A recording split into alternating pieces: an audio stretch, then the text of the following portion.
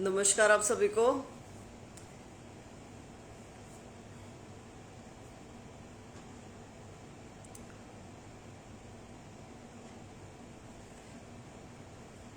HPSC के secretary साहब का स्पीकिंग ऑर्डर अभी आया है एचसीएस एग्जीक्यूटिव ब्रांच के मामले में, जो सभी थोड़ी देर पहले मैंने पढ़ा और मुझे ये लगा मामले की गंभीरता को देखते हुए कि इसके बारे में भी तुरंत बात करनी बेहद ज़रूरी है। तो आइए इस पर बात करते हैं। आप लोग जुड़ जाइए, फिर स्टार्ट करते हैं।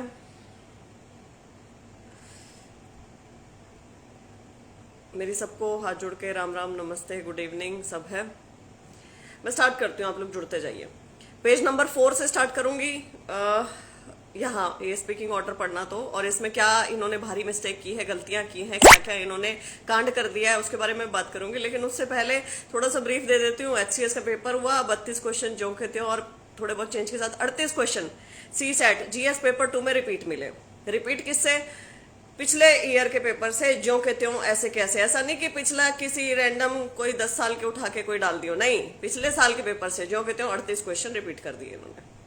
रिपीट कर दिए, गंभीर मामला है। क्यों है गंभीर मामला? क्योंकि जो एचसीएस एग्जीक्यूटिव ब्रांच की ये जो एग्जामिनेशन है, ये हमारे स्टेट का सबसे प्रेस्टिजियस एग्जामिनेशन है। हमारे स्टेट के सबसे बड़े बड़े जो सिविल सेवा अधिकारी लगते हैं वो इसी एग्जाम को देने के बाद लगते हैं। तो ये बड़ा गंभीर मामला है। ऐसे रिपीट कैसे कर सकते हैं जब कमीशन का बजट इतना ज्यादा है? हर एक चीज में चीजें, ये बजट, ये सब कुछ लेके चलते हैं, इतना ज्यादा चार्ज करते हैं ये एप्लीकेशन फॉर्म के लिए, तब भी इनका एग्जामिनर सिलेक्शन ऐसा फॉल्टी क्यों है? बच्चे जाते हैं कोर्ट में, कोर्ट कहता है कि हम 10 दिन का समय देते हैं एचपीएससी तुम्हें, और तुम इसको रिव्यू करो और फिर बताओ क्या है। तो इन्होंने रिव्यू करा है, कल्प्रिट ने ही रिव्यू करके बता दिया कि मैं कल्प्रिट नहीं हूं। थोड़ा बहुत मान भी रहे हैं, इसके अंदर फंसेंगे कैसे वो बताती हूँ। और इन्होंने कहा कि खुद ही सिंपैथेटिक व्यू भी ले लिया, खुद ही इन्होंने कह दिया कि अरे एग्जाम करवा देते हैं सबका। तो ये है, स्टार्ट करती हूँ मैं चौथे पेज से। ठीक, as far as repetition of questions is concerned, सामने लैपटॉप है उसमें से पढ़ के बोल रही हूँ, साथ ही यहाँ फोन रखा हुआ है। It is pertinent to mention here that CWP number 3442 of 2020 titled as Upesh Malik versus state of Haryana and others, wherein ये कह रहे हैं कि 2020 में भी ऐसी कोई चीज आई थी, Upesh Malik versus state of Haryana and others का केस फाइल हुआ था, जिसमें इशू सेम आया था, repetition of questions was involved, और एलिगेशन थे पेपर सेटर के अगेंस्ट। सबसे पहले तो डूब के मर जाओ, तुम्हारे ऊपर सेम एलिगेशन लगते हैं हर बार। तुम कैसी संस्था हो? पूरे देश में अच्छे तरीके के एग्जामिनर ढूंढते हैं जो नए नए क्वेश्चंस बनाते हैं, और तुम्हारे ऊपर हर साल ये एलिगेशन लगते हैं। तो मतलब तुम कितने ढीठ हो, तुम्हारा एग्जामिनर सिलेक्शन कितना फॉल्टी है, तुम कितने इनएफिशिएंट हो। तुम्हें इतनी सारी लानतें देने के बाद आगे पढ़ती हूँ। ऑनरेबल हाईकोर्ट ने कहा था कि प्राइमरी कंटेंशन जो है पिटिशनर की, कि उसने कहा कि सर्टेन क्वेश्चन जो रिटन एग्जामिनेशन में आए हैं वो पर्टिकुलर क्वेश्चन पेपर से लिए गए हैं, ठीक है, और ये लीकेज की तरफ इशारा करता है, अपने फेवरेट्स को लगाने की तरफ इशारा करता है। लेकिन कुछ भी ऑन रिकॉर्ड प्लेस नहीं किया गया जो इन एलिगेशंस को प्रूव कर सके। कहने का अर्थ यह कि ये ना भाषा के साथ खेला गया।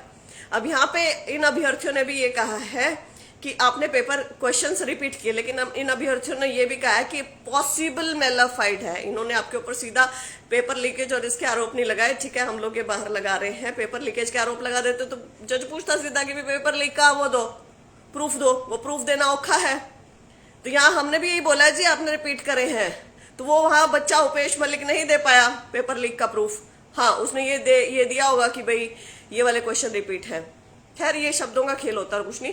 ऑनरेबल हाईकोर्ट आगे कहता है, द सेटिंग ऑफ, जो क्वेश्चन पेपर की सेटिंग होती है, प्रेरोगेटिव होती है पेपर सेटर का, और सिलेक्टिंग एजेंसी ने अपना जो फेथ है वो पर्टिकुलर पेपर सेटर के ऊपर बनाए हुए हैं। वो अनलेस एंड अनटिल, जब तक कोई सब्सटेंसिव रॉन्ग डूइंग नहीं आती है रिकॉर्ड के ऊपर, तब तक इंटेग्रिटी जो है पेपर सेटर की वो बरकरार रखनी होगी अंडर ऑल एस्पेक्ट्स। इससे बड़ा और क्या सबूत चाहिए तुम्हें कि 38 क्वेश्चन जो के दो पिछले पेपर से चेप दिए, अभी भी उसकी इंटेग्रिटी बरकरार रखनी है। मतलब आप पेपर सेटर तक को ब्लैकलिस्ट नहीं कर रहे हो। आप करना क्या चाहते हो? मनमानी? खैर, इसके बाद ये डिसीजन हाई कोर्ट का 13/066/2020 देवेंद्र और others versus state of Haryana में भी है, और ये लिखते हैं therefore the law in this regard has already been settled by the honourable high court of Punjab and Haryana. कौन सा लॉ सेटल है कि आप कितने पे क्वेश्चन रिपीट कर सकते हो, है? तो मतलब आप ये कहना चाह रहे हो कि अगले साल यदि आप 100 के 100 क्वेश्चन भी रिपीट कर देते हो तो आपका नॉट तो सेटल्ड है, आपको तो टेंशन ही नहीं है कुछ भी, आप तो कहीं से कुछ भी चेप के बता सकते हो। क्या कहना चाहते हो? बेवकूफ समझते हो? तुम्हारा 2023 का बजट उठा के देख रही थी मैं, उसमें सिक्रेसी का बजट 10 करोड़ है, 10 करोड़। तुम्हारा पेपर सेटिंग एजेंसी कोई और है, तुम्हारा पेपर कोई बाहर से बन के आ रहा है, तुम एक जो प्रदेश का सबसे प्रेस्टिजियस पेपर है वो बनाने के लायक तक नहीं हो, इनएफिशिएंट हो तुम इतने, तुम बाहर से प्राइवेट एजेंसियों से पेपर बनाते फिर रहे हो, उसके बाद ये बकवास चल रही है, इंटेलेक्चुअल बकवास। खैर, इसके बाद ये लिखते हैं it is essential to mention here that the order of merit for proceeding the next stage to the next stage, जो ऑर्डर ऑफ मेरिट है नेक्स्ट स्टेज पे जाने के लिए, derived only on the basis of, जो ये कहना चाह रहे हैं कि भैया नेक्स्ट स्टेज पे जाने के लिए तो जनरल स्टडीज के मार्क्स ही काउंट होते हैं, मिनिमम क्वालिफाइंग मार्क्स सी सेट के लिए चाहिए होते हैं। पहली बात तो सी सेट बार बार लिख रहे हैं, मैं तुम्हें दोबारा ध्यान करा देती हूँ कि तुम इसको in your official terms GS paper 2 लिखते हो, ठीक है? सी सेट पेपर में क्वालिफाइंग मार्क्स ही चाहिए, तो जीएस की ही मेरिट बननी है, तो ये कहना चाह रहे हैं कि ये ज्यादा सा इम्पोर्टेंट सा नहीं है, और जो एलिगेशन है जनरल स्टडीज के पेपर में कुछ है नहीं है, और जो बच्चे शॉर्टलिस्ट होंगे वो तो जीएस के पेपर के बेसिस पे होंगे। In the view of the above and after due deliberation, ये सब कुछ देखते हुए और अदर रेलेवेंट मटेरियल और जुडिशियल प्रेसिडेंस, ये सब कुछ देखते हुए कमीशन एक कंक्लूजन पे आया है कि paper setting process leading to repetition of the question in CSAT is free from any malafide of any kind. कितने क्यूट लोग हैं ये खुद को कह रहे हैं कि हमने सब कुछ देखते हुए, सारी चीजें देखते हुए हम इस कंक्लूजन पे आते हैं कि जो पेपर सेटिंग प्रोसेस है और जो रिपीटेशन क्वेश्चन हुए सीसेट के पेपर में वो फ्री है किसी मेलाफाइड के, जो भी उनके ऊपर चार्जेस लगे हैं उसके संदर्भ में, इसलिए cancellation of CSAT paper is not warranted, इसलिए हम सी सेट का पेपर कैंसिल नहीं करेंगे। However the following 2 scenario open होते हैं। पहला, मिनिमम क्वालिफाइंग मार्क्स 33% ऑब्टेन करने हैं out of 100 question CSAT paper के आफ्टर, यदि हम कुछ क्वेश्चंस को ड्रॉप करके, जिनके 38 क्वेश्चन जो बताए गए हैं, 38 क्वेश्चन जो बताए गए हैं उन्हें ड्रॉप करके यदि हम एक मेरिट बनाते हैं तो वो एक तरीके की मेरिट बनेगी, और दूसरा यदि हम उन्हें नहीं ड्रॉप करते हैं तो हम मेरिट बनाते हैं तो दूसरी मेरिट बनेगी।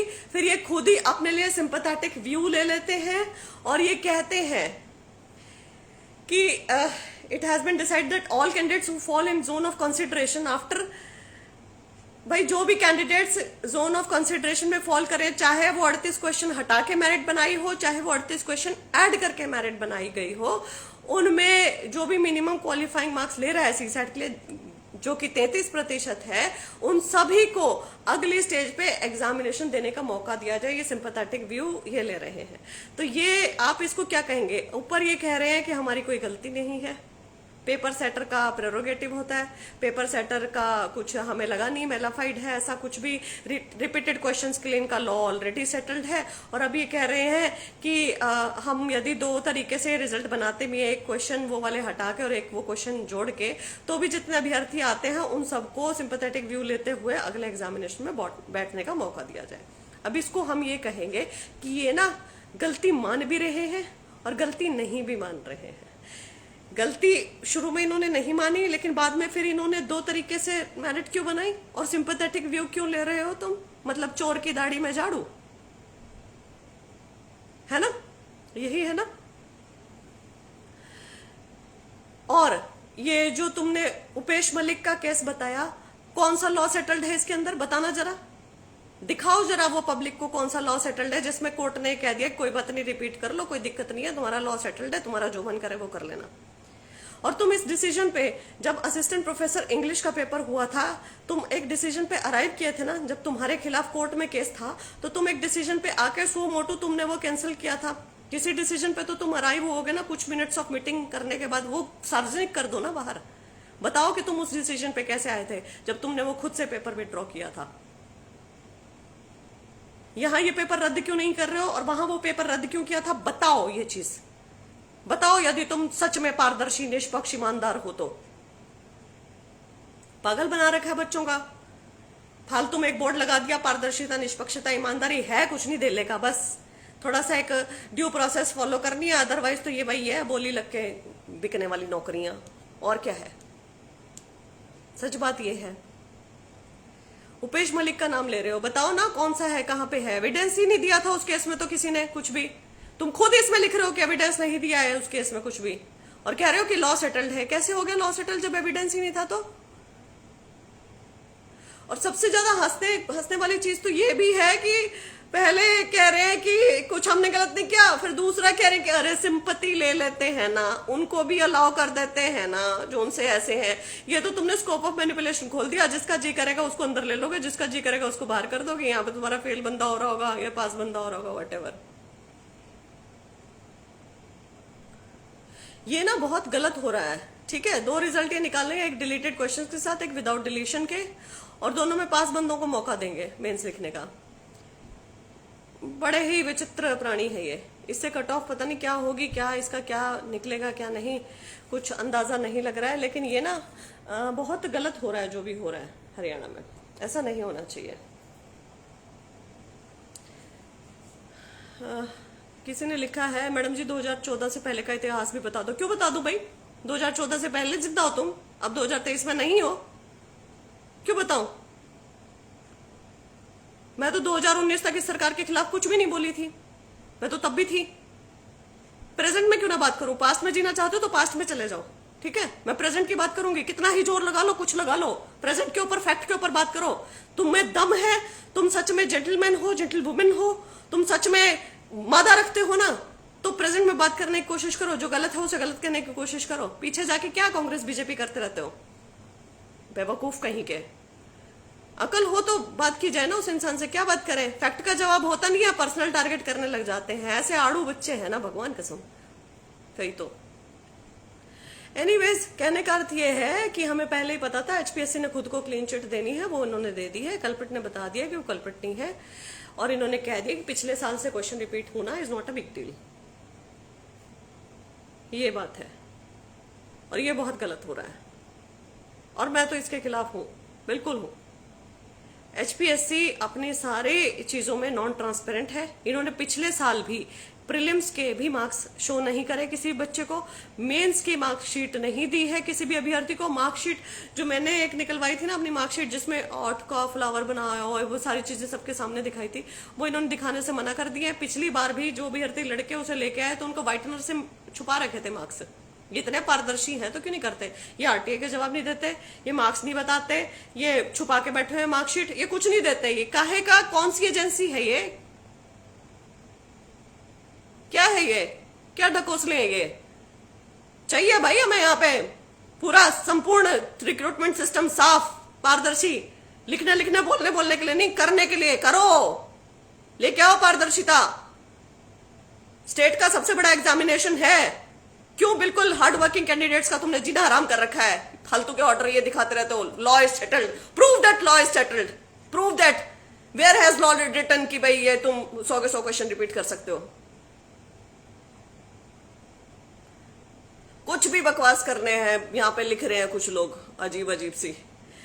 तुम्हारे में अंदर दम होना, दम हो तो फैक्ट का जवाब दो, वरना तुम कुछ भी नहीं हो। यदि पर्सनल कटाक्ष करते हो तो वो तो बिलो ह्यूमन, इनह्यूमन कैटेगरी में आ गया। फैक्ट का जवाब हो तो दो। रिजल्ट कभी भी आ सकता है, ठीक है।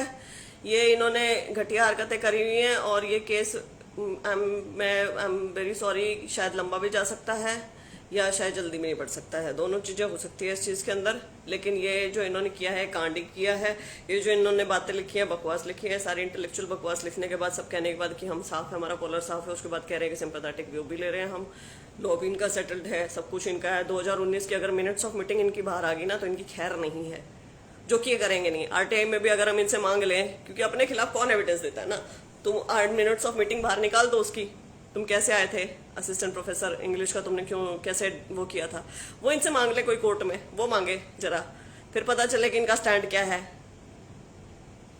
तो वही है कि ये लोग कुछ नहीं है, ये धूर्त लोग हैं।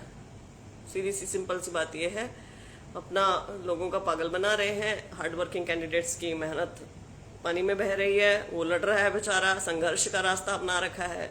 ये हमारे प्रदेश का दुर्भाग्य है कि कहा कुछ जाता है और हो असली में कुछ रहा है। ठीक है, आपको ऑल द वेरी बेस्ट जो भी इसके लिए लड़ रहे हैं। मेरी कहीं पे भी सहायता हो, you already know my number, so I would say all the very best. Take care, yeah good night.